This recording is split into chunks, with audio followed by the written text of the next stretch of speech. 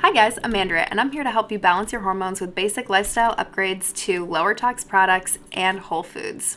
Today I wanted to talk to you a little bit about lab tests and why they're not necessarily the end-all be-all if you test within the normal range, and why you should really be listening to your body, and if you have any symptoms that are unexplained, just keep digging into the root cause of those symptoms. The part of the body that I want to highlight right now is your thyroid gland, which is a major component of the endocrine system.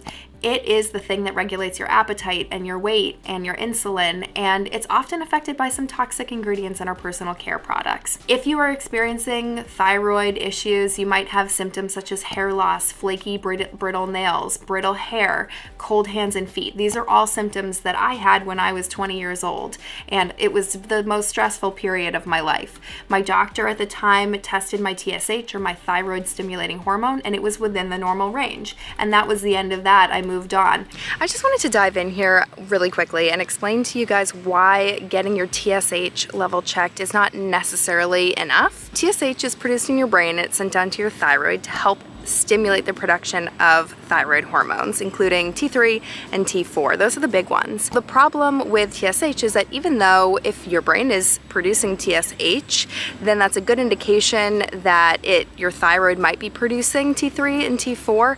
It's not always the case. And there's also no indication as to the levels that your body is producing T3 and T4. So it's really important, if you are experiencing symptoms of thyroid dysfunction, that you push for a full thyroid workup, which is going to include both TSH plus free T3 and free T4, among other things. I just heard about a full thyroid test that you can order at home from Paloma Health. I haven't tried it yet, but I'm definitely interested. If there's anybody out there that has already tried it, definitely let me know what your experience is in the comments below. And when I do test it myself, I will definitely let you guys know how it goes. The thing that I'm realizing now is that lab tests are not the end-all be-all. Blood reference ranges are developed by individual labs, and they could vary across different labs.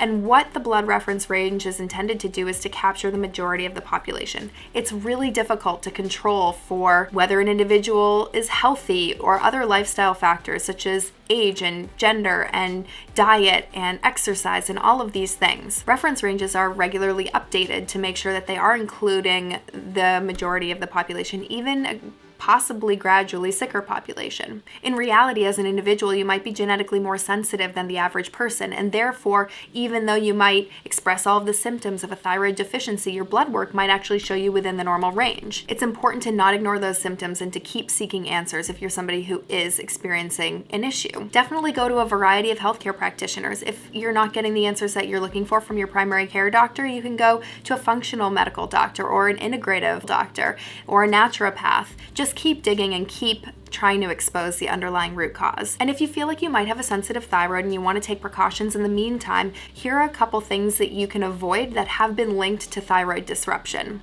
The first is PFAs in nonstick cookware, such as Teflon. The second is BPA, BPS, or BPF, that's often found in tin can linings and also some hard plastics. Phthalates in synthetic fragrances. If it doesn't say on the front of a label phthalate free and it is fragranced, then it's likely that there are phthalates in it that are helping that fragrance to perform better and to stick around and linger. The problem is fragrance cocktails are considered trade secrets, so they don't actually have to list the fragrance ingredients on the back of the label. Parabens in your personal care products, any sort of parabens, these act as preservatives. Pesticides on conventional produce. Take a look at EWG's Dirty Dozen to see which are the most sprayed crops that you could potentially switch to organic if you're eating a lot of it. And fluoride in tap water. It's a great idea to invest in a good quality water filter if you are on tap, and make sure that you're filtering out some of that fluoride.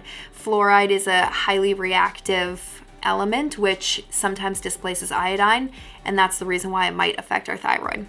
All right, just a word here about water filtration. Most of us are going to be on municipal tap water where the city will chemically treat our water to remove viruses and pathogens from it. They also add in fluoride to help prevent cavities. This practice started back in the 1950s and it continues today, even though a lot of dentists have realized that fluoride is actually most effective when it's applied topically, such as in your toothpaste, and it doesn't have that much effect on your teeth when it's ingested orally. The problem is that the research is showing a correlation between fluoridated drinking water and thyroid problems, and also possibly reduced IQ in children. The other side of it is that, according to some accounts, the fluoride that is actually added to your drinking water is not pharmaceutical grade fluoride. It's actually a toxic waste byproduct of fertilizer production, which would be super inconvenient and actually quite dangerous to try and dispose of. So they drip it into our drinking water,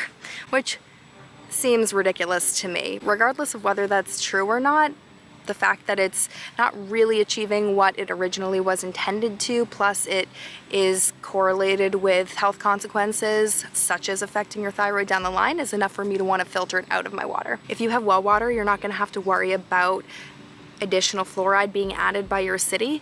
It might still be a good idea to filter your water though, especially to remove heavy metals. For instance, if you are living in a house that was built before 1982, you might have lead pipes, and also other endocrine disrupting toxins such as from pharmaceuticals or pesticide runoff. So what water filters would I recommend to filter fluoride out of your water? Well, the best one that I've found on the market is a reverse osmosis water filtration system that goes under your sink, that's made by Aquasana, and it's NSF certified. NSF is an independent testing house which really sets the gold standard for water filtration, so you definitely want to look out for that gold seal. The Aquasana system is proven to remove fluoride without removing any of the healthy minerals that you do want in your water, but it is slightly pricey. It runs up a couple $100s. So if that's not in your budget at the moment, I would then recommend a faucet filter from Pur, which is also NSF certified and does not state that it removes fluoride. However, I have seen an independent test that indicates that it does, and you can follow up your faucet filtration with a Brita filter, say a Brita pitcher in your refrigerator, so at least you're getting that double filtration, and it may remove some fluoride. My recommendation for travel would be a company called Clearly Filtered creates water bottles that claim to remove fluoride.